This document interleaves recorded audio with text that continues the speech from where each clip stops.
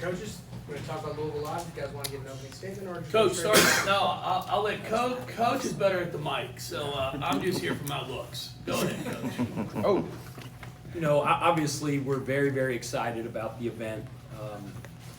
It creates a great buzz in the city.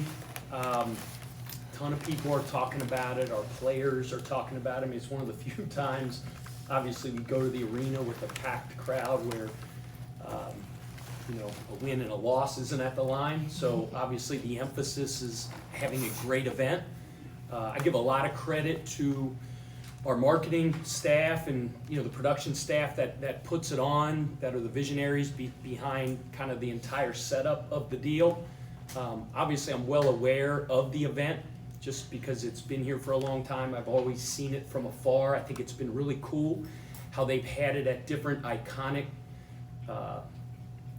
spots and places around the city of Louisville. I think it's really cool that it's back at the Yum Center, kind of back to our roots a little bit. I think it'll be really good for our guys to feel kind of that game night energy in the arena that we're going to play in.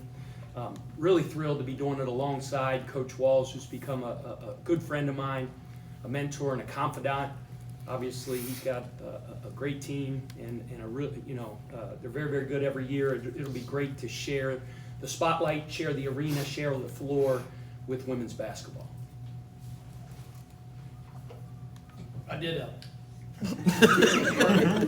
No, it's gonna be fun. I mean, I actually had, you know, we're on fall break right now, and we use fall break to send our kids home if they want to go home. But the 4 or 5 that are still here on campus came by my house on Saturday. We watched the football game, and just sitting at the house, you know, my wife was talking to him, asking, you know, how are things going, and we brought up the men's team, and all of them were just so complimentary of the players, the staff, everybody, the excitement in our building. We're all cheering for each other, and it's really exciting to see. So our kids are really looking forward to being a part of this on Friday night with our men's team. It's our whole athletic department at this point in time. It's really neat to see just the camaraderie and the support that we have for each other. You've got Danny, who's just absolutely kicking butt there with our volleyball program. Our volleyball players are amazing. You see them on campus, you see them throughout, you know, the different venues, and they're all so kind, they're so nice. And that's a group who's, you know, one of the best volleyball programs in the country, but the way they act, you'd have no idea. And that's what I appreciate. They're humble, but they're really good. And that's what we've seen throughout this entire athletic department. So we're thrilled to be able to join our men's program on Friday night. Questions, raise your hands. We'll get you on the mic. Pat, personally, just for you to be able to go to the Yum Center and finally see what it's like to see a packed crowd in there, feel that energy for the first time, how much have you thought about that? And Yeah. what's exciting about it? Well, Jeff mentioned it. I have had the opportunity to be in there several times because of the atmosphere that the volleyball program has created. You know, the crowds there are phenomenal. You can feel the buzz. It feels like game night. So I have felt the buzz of the Yum Center. But yeah, it'll be cool for it to be our event. You know, and every time you go in there and you look around, you see those 22,000 seats. It's awe-inspiring. It's a wow. And obviously the vision is for Rear Ends to be in all those seats to create one of the best atmospheres in college basketball. And when it's right, it is.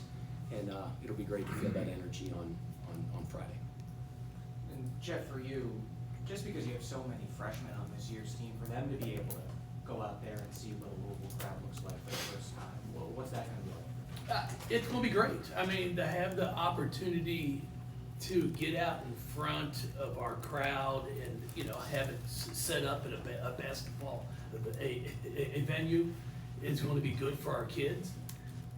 You know, we will have a lot of freshmen that play a lot, so I think this is a great opportunity, and just really excited. But as Coach said, I mean, our kids are all going down there for volleyball. So when you get that vibe and that feeling, you see what it's like. It's pretty exciting. Not to mention the TBT this summer, it just speaks to the passion and craziness of our fan base for anything Louisville. A little bit different from him. We're gonna dress one true freshman. We thought about allowing him to dress himself, but we thought better of it at this point. Yeah, you talked about Jeff being kind of a mentor since you've gotten here. What have you learned from him? He's lying. He's a politician. I mean, he's from Northern Kentucky. I'm from Cincinnati, so we're from the same area. My brother-in-law, and my sister all played at Northern Kentucky. He played at Northern Kentucky. His sister was one of the best high school players in the history of the state of Kentucky. My sister played against her way back in the day. Coach and I, we didn't know each other well up until the point that we got here, but obviously his reputation precedes him going to practice gym. He's got all those Final Four banners and national championship experiences, so I have the utmost respect for him. But it's been very intentional for both of us to build a great relationship so that the men's and women's program can coexist in a great way, support each other, build each other up. And I mean it, he knows this city like the back of his hand. He's been here a long, long time. I'm sure the first one to raise my hand and say, I don't have all the answers because I'm the new guy here. So he's really steered me in the right direction in a lot of ways, navigating, relationships, the city. He's a great coach. He was overseas coaching the Turkish national team this summer, came back from a FIBA event. I saw him running some kind of really advanced, cool actions as I was watching one of his workouts.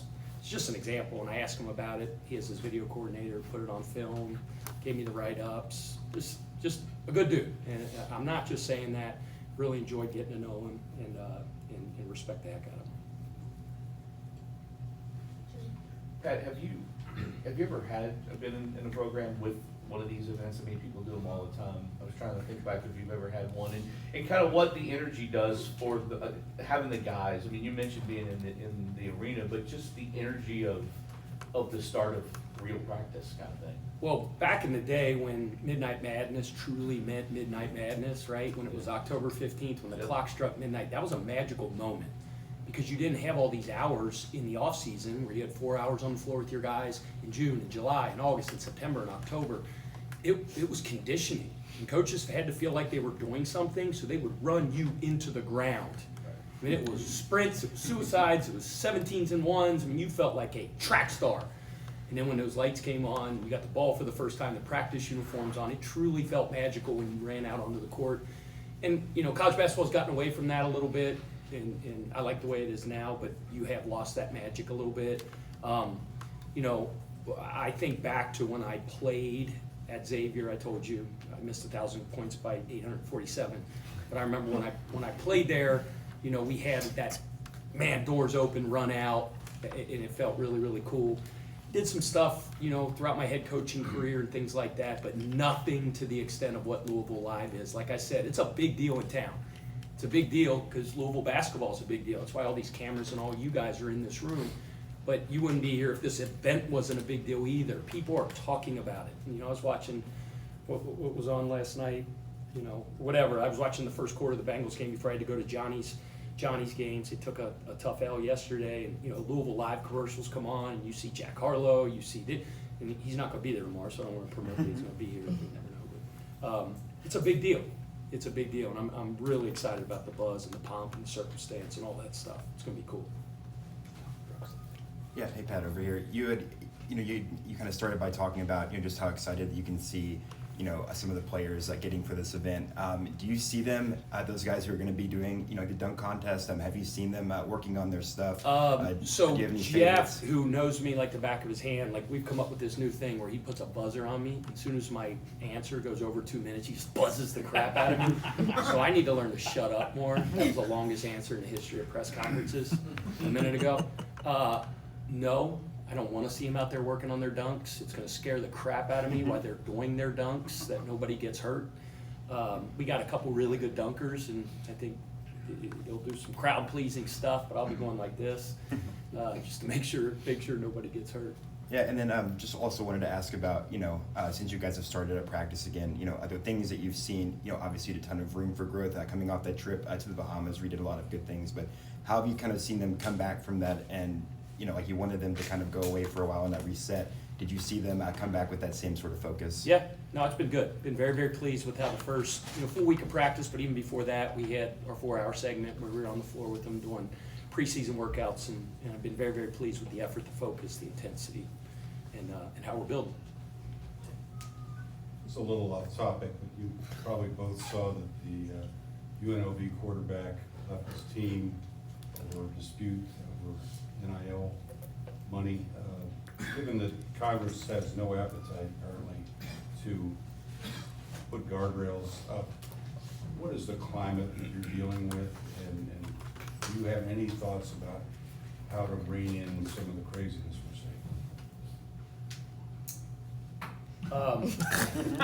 seeing?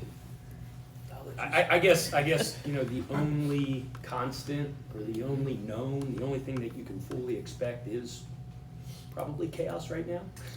Is change, is your ability to adapt to changing circumstances in our business, and if you're not ready, willing, and able to do that, you're gonna get run over. Trying my best not to turn into that old guy that's a get off my lawn, and just accept that that's a little bit how college athletics is at that point, and figure out how you can capitalize, take advantage of it, and be successful in that environment. It's not a great answer for you, but what's going on there in that specific situation that you just mentioned is not a surprise to me. I think that's kind of what we've got accustomed to, is just expecting the unexpected and figuring out how to adjust and adapt to it. No, I agree. I think you're going to see a lot as it goes. And when I say a lot, I'm not talking 50 or 60, but I think you're going to see situations where players aren't getting what they were possibly told they were going to get. I mean, that's one of the things we talk about all the time. You're out trying to raise money for a collective, for your NIL, to make sure things like that don't happen. And it's unfortunate, but without the guardrails, without anybody really having any idea of like, okay, how are they going to get paid? It's funny when I hear conversations of you're supposed to get $20,000, and it's like, you get it all at one check, and I'm like, well, normally you don't. I don't know how you all work, but you don't get paid your year's salary the first day of work, because I don't think you come back for day 2. I don't know. So I think there's situations that are occurring that it's like, you're going to have to come up with more in-depth contracts and things written out of how the NIL, how the collective pays the student athletes. You can't do paid for play. We all know that. But if you don't show up, what happens? It's not paid for play, but is it paid for showing up, being there? So I think there's a lot of unknowns that are going to have to be figured out. And then as you go through things, I'm waiting to see, it's like, what's going to happen next year, the following year? NIL's I think it's a wonderful concept, and I've said it all along. Name, image, and likeness. The days of, when I was at NKU and you played and you wanted to go home and put on a basketball camp at your high school, and you weren't allowed to do it because you couldn't make any money on the side. Or you find somebody who wants you to go out and, work for them. You weren't able to do any of that. Using your name, image, and likeness, I think is wonderful. But I think what's happening a lot is it's really collectives just going out and finding money to pay players. Like, are they really using their name, image, and likeness to sell anything? As, someone who's out there, but that's not the way it is right now, which is fine. So we're all making sure, as Coach said, I don't want to be that one that's going, no, we aren't going to do it. That's not how we do things. So we're trying to figure out different ways to make it work and make sure our student athletes all realize they're in a situation now at a time that I know back in 90, I don't think the lawsuit's going back to 90 to where I'll get money for when I played. But they're now, they're fortunate enough to be able to get money on top of their scholarships, that hopefully they're going to put it away. And I know I talked about it in my press conference, but I'm really hoping these kids realize the opportunity they have in front of them at 18 to 22 years old that I don't think anybody in this room had. I mean, I say it all the time. I mean, my teammates love me at Northern because in the summer, in the spring at study hall at 1 o'clock, if it was raining, I'd bring my lawnmower into study hall. And then our coach get pissed off because it smelled so bad, and he cancel study hall every time. He'd be like, God, get out of here. Because I was on full scholarship, but I'd still cut grass after classes and after workouts to make money, which I was allowed to do then. But I mean, we were all out working too. But obviously back then it was $10 a yard or $20 a yard. It's not like we were making what they're having the opportunity to do now. So I'm hoping they're seeing this and going, man, I could set myself up for 20, 30 years from now, because there is some significant money that's being paid. And I'm hoping that these student athletes are all taking advantage of it. This question is for both of you guys. How important is holding yourself to a higher standard than your program for the betterment of your program? Well, I think as leaders, holding yourself not only to the same standard you expect of your players, but a higher standard needs to be a given. I think that's what leaders do. That's what Jeff Walz does. That's what I try to do. That's what Jeff Brown does. That's what Josh Hurd does. That's what Danny does. That's Coach McDonald. I go all the way down the line. So there's no question setting that example, because you can talk the talk, but if you don't walk the walk, you lose the respect of your constituents. You lose the respect of your team and your staff. So obviously very important. The only thing I want to piggyback on what Coach said is, we say never delay gratitude all the time in our program. I want to make sure that every fan hears, every contributor to the 502 Circle, every contributor to our NIL collective, how appreciative we are for the contributions they make. That is the lifeblood of collegiate sports at a high, high level. Coach has been unbelievable about, he's got with me several occasions about, talking to our guys, talking to his girls about tithing and about giving back and about doing things that impact our community with, some of the money that our players make, encouraging that type of stuff. Obviously, never ever going to make it because we can't, but I just want to know. I want everybody to know how much we've. That's one of the reasons that we are able to be competitive now. We're going to be able to be competitive in the future because our fan base, our passionate fan base, the best fan base in the country gets that. So we've asked people to dig deep, and they've done that, contributed to their means, and we thank you. Please continue. 502 Circle. Yeah, no, everything Coach said. I mean, we have to hold ourselves to a standard. At the same time, I think where we can have the biggest impact is when there's nobody in here that's perfect.